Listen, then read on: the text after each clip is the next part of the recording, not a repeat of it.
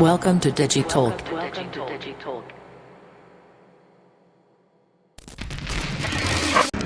I am here to share with you a roadmap, a digital roadmap in 6 parts. Now, if you're like me, it's so confusing to see all of the things that are happening in digital. All the new technologies, blockchain is already here, but now there's drones and there's VR and there's AR and AI, and it just continues to go forward.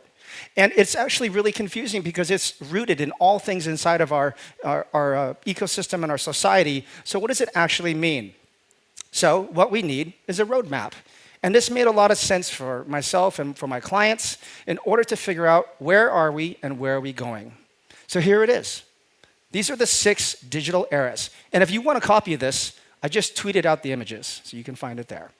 And it's J. Owyang. And essentially, I'm going to walk you through each of these 6. The first 2 are already come and gone. Well, they're not gone. The second 2 we're experimenting with now. And then the last 2, some of these are going to blow your freaking mind on what's coming. All right. So the first era is the internet era. Now, raise your hand if you built a website in the 1990s. Look at the early adopters. So if you remember that, you actually had to code. The server was probably under your desk. Don't spill your coffee on it. He's nodding. Because the whole website would go down. But if you did, you had the power. And essentially, the whole world was digitized. The next phase is the social media era. And the question is, what happens when people get content from each other rather than from somebody who could program? The third era is the collaborative or sharing economy, like Uber and Airbnb. Instead of peer-to-peer media, it's peer-to-peer commerce. And boy, things have changed. I noticed Uber is a sponsor here for this event. The next age is the autonomous era.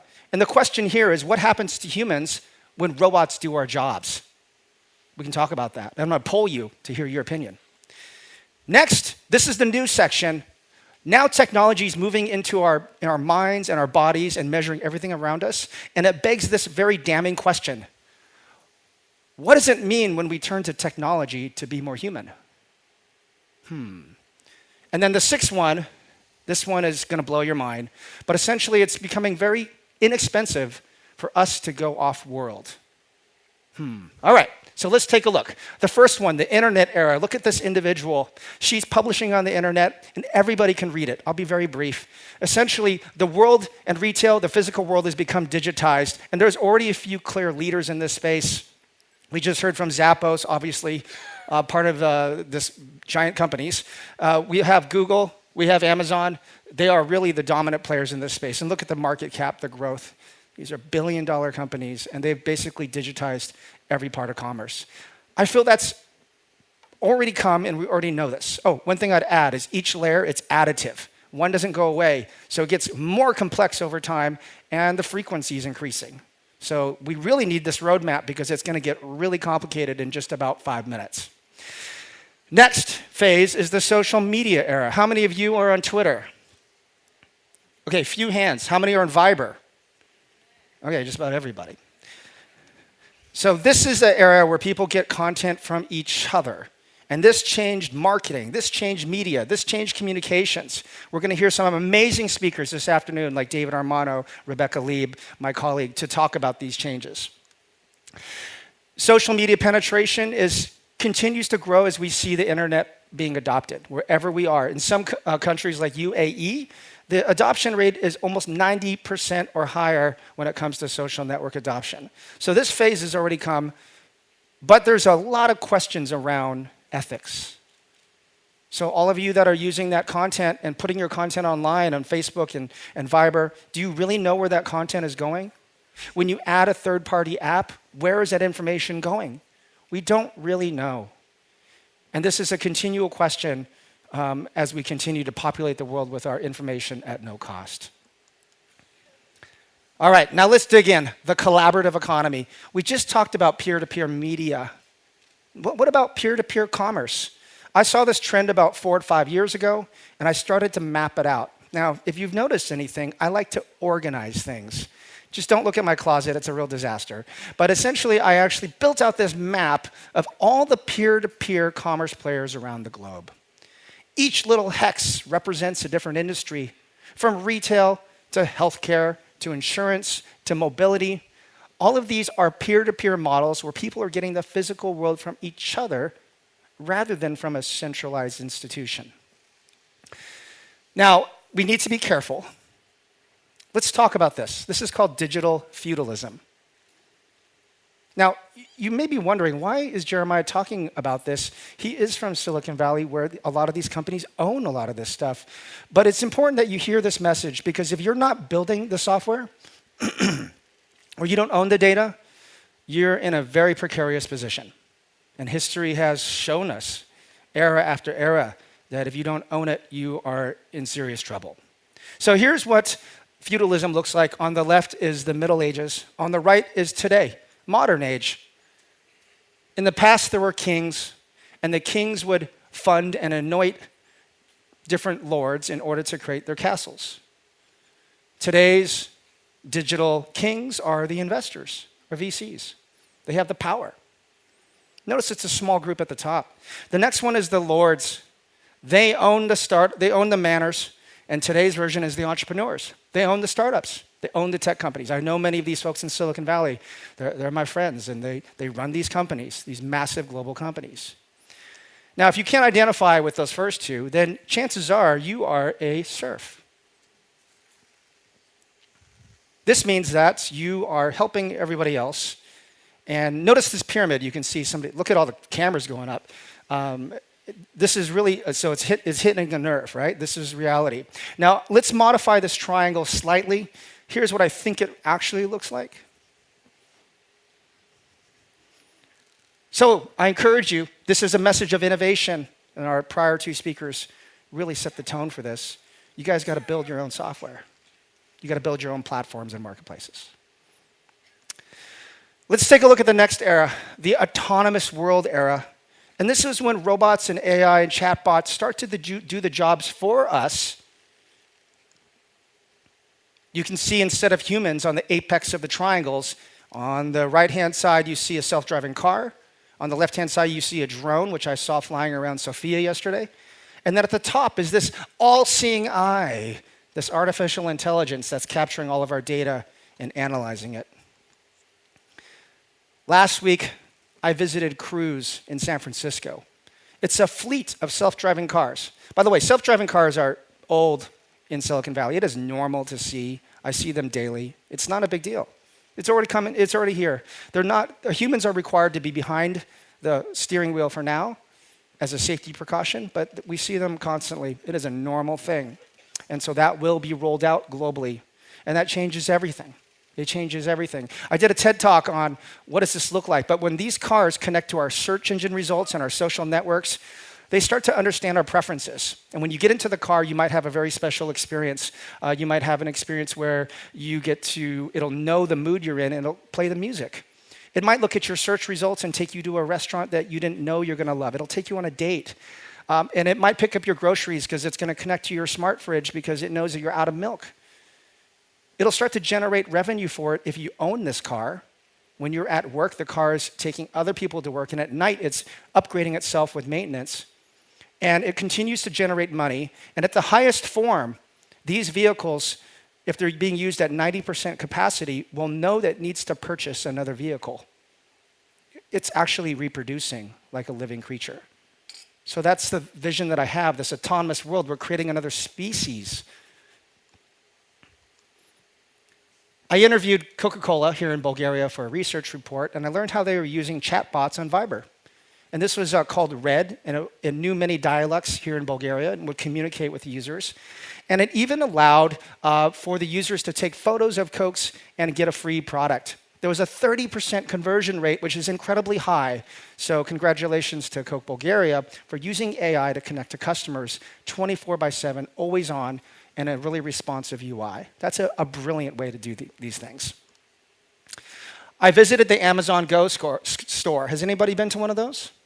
In San Francisco, they're in multiple locations and around the United States. I see a few hands. Now, this is the store where you walk in with your phone, you scan the phone on the kiosk, and then you go and pick up any product that you want. You can put it in your backpack, and then you just feel like you're shoplifting. You walk out. And the first time you do it, you feel really guilty and because you don't have to check out. And it's the weirdest feeling. Now, when you go to an Amazon Go store, make sure you look up. because there's hundreds of cameras of AI looking down back at you. And they're watching your movements, they're watching your facial expressions to see how you react to products, and they're tracking which products you took off and what the shelf and the supply chain aspect. So this is already reality, that we're seeing that the common jobs are being replaced by AI. Swiss Post, a European example, I interviewed them. They're testing a number of drones and devices to deliver packages instead of humans. And a flying drone makes a lot of sense in a mountainous area like Switzerland. You could set up a place and it would distribute these all over the region in the Alps. And same thing with the Starship robot, the six-wheeled thing. We see this in Silicon Valley. It's delivering lunches to different urban areas. And I got to drive one. It's also autonomous. And it has the two front wheels go up the curb, so it actually goes up and down a curb. And there's always a human that's walking behind it to make sure there's no safety issues and nobody steals it. And it really begs an interesting question when you see the robot walking the human, who's really in charge?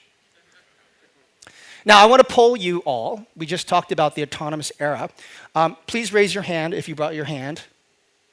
Please raise your hand if you brought your hand. A lot of people in the back, I think were at the club last night, didn't bring their hand. So I'm requiring that you vote. There's two options here. So the two questions. The first question is this. Raise your hand if you believe automation will replace human jobs. Okay, over 2/3 of the room. All right, ready for the clincher? Raise your hand if you think your job will be automated. Well, oh gosh, there's like 15 hands. You know, there is a moment for self-reflection, and I think this is it. You're thinking about that guy next to you or the gal to your left. You think their job's going to be automated, but yours won't. What does that say about the human ego? So the next era, this is modern well-being or wellness technology. And it basically starts off with the technology is integrating and augmenting all that we are.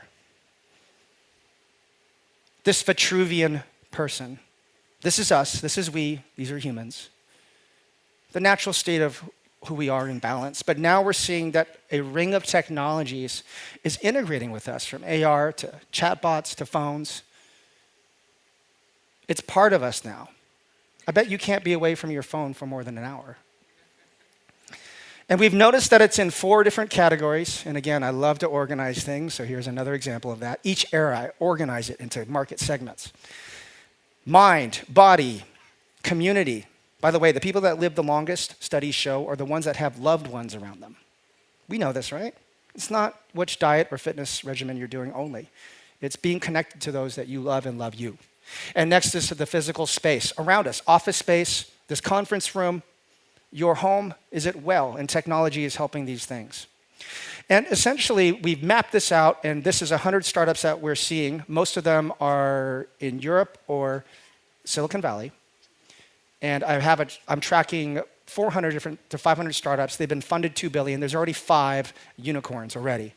But I think it's going to grow. It's going to double, triple, quadruple, exponential growth in this market. Here's some examples. So depression is a normal thing in society. Many people are afflicted with this. And what we're finding is people are turning to their phone to get therapy rather than a human. Why? Well, this is a Wobot. Wobot. That's clever, right? So you can talk to a Wobot and it asks you some natural language questions, and there's multiple choice, and you can interact with it. But it's available 24/7. Also, it's free. There's no cost. And the third part is this. There's no judgment. You don't feel embarrassed by telling it something. So people are turning to digital therapists in order to augment and improve themselves. Now, I have a question for you. And this comes back to how addicted we are to our technology. And this is ironic. So think in your mind, just take a moment to pause. Am I talking about your baby, or am I talking about your phone? Ready? You longingly stare at it for many hours in the day. When it calls for you, you run to it. When it needs energy, you feed it. When it's away from you, you feel anxiety. And it's near you when you sleep. I'm a father of 3 young kids. And these kids are already growing up competing with the phone versus their father's attention. I'm guilty. I need to work on this. I know this, but I'm being mindful about it. Now, ironically, and this is going to really set the tone, we're turning to tech to get away from tech, whether it's screen time management on the Apple phone or Facebook management features, or it's these mindfulness apps that were on the plane as I came over, Headspace and Calm. They allow you to relax and be mindful and be present. We're turning to tech to get away from tech. And Calm is a billion-dollar company already, and they're continuing to grow. This is an importantly hot area. This company, Lumen, out of Tel Aviv, on the health space, you breathe into this device, and it checks to see if you're in ketosis. Are you burning fat? It's a brilliant idea. And this is a new category called breath tech, breathing tech. And I'm tracking this very closely. And their business model, by the way, will be food services. So they'll sell you food services, and they'll tell you when to eat, what to eat, and how much to eat, and they can charge you whatever you want because maintaining your body size or the right body size is key to health. And what about on the business side? This is a startup, or not startup, this is a company called Delos, and they measure the wellness of an office building. How much natural light? What's the air quality? Are there places to celebrate inside? So that's the fifth era. Now you guys ready for the sixth one? Now, I want to show a little bit of humility here. I don't fully understand or know. It's very cloudy. But I wanted to put it out there, and I wanted to share it with you because I think it's a key trend. So all of the things that we looked at were things happening on this planet. And on the fifth phase, that was inner space, looking in our minds and our bodies. But now digital is going to outer space. And here's what it looks like. Now, I'm not promising that any of us are going to Mars or to the moon, but what is happening is satellites are becoming very cheap to launch. In fact, there may be a satellite startup company in here. There is, I heard. Okay. So satellites as a service are the next digital field. Let's take a look. Now, this is not about drones flying over your homes, capturing photos, and you will hear from Alex, who does that, who is an entrepreneur out of Silicon Valley. But this is not about satellite imagery that's sending you an image from 6 months ago. This is about real-time satellite data that you will soon be able to access from your mobile device. So first of all, let's imagine what this could look like. You could have it watch your house at night when you're sleeping, a bird's eye view. And by the way, it sees through smoke, clouds, or vegetation. How much would you pay for that? Or if you're going on a hike into the Bulgarian mountains, which I would love to do someday, you could have a drone look over you to make sure you don't get lost. There was a woman who got lost in Hawaii for 17 days, and she was just found 2 days ago. Imagine if she had a satellite tracking her. How much would she pay for that? $5,000? Yeah, more. $5? Yeah, it could be that cheap. Absolutely. You could use a satellite to track the air quality in your route to work or to school, or evaluate where is the food coming in your supply chain. What's the quality of the crops? Or in a case of an emergency, looking for your loved ones that might be displaced and some other horrible issues that could be happening around the world. So let's talk about what reality is today. Who's doing this? Well, Amazon, I spent time with them last week. They are launching Ground Station, which is a part of the Amazon Cloud Services, and it will connect to satellites in orbit, and you can grab that data as a service. This information will be available to you. Planet Labs out of Silicon Valley is doing the same, where you can get this new type of information. And we also heard from SpaceX that they just launched this week, the slide is already out of date, 50 microsatellites, also called sat cubes, that are going to provide internet access around the globe, and of course, imaging will come. Now, what about Offworld for humans? Our first speaker talked about innovation and using innovation mindset. Then we heard from Zappos on an innovation culture. And then I meet lots of CEOs, and they tell me their vision. But I've never heard a vision as big as this one from Jeff Bezos. Recently, he said he wants to help humans populate the solar system so we can have 1 trillion humans on the different planets and satellites and moons. And that is a big freaking vision. So there you have it, the 6 digital eras. What does it mean? The internet means power shifts to those that organize this information. In the social media, it means power shifts to the marketplaces and anybody who is creating the media. The collaborative or sharing economy. Society has become more efficient, but careful. Again, you notice the trend? The power shifts to the platforms. If you're not a platform, you are a serf. Next is the autonomous world.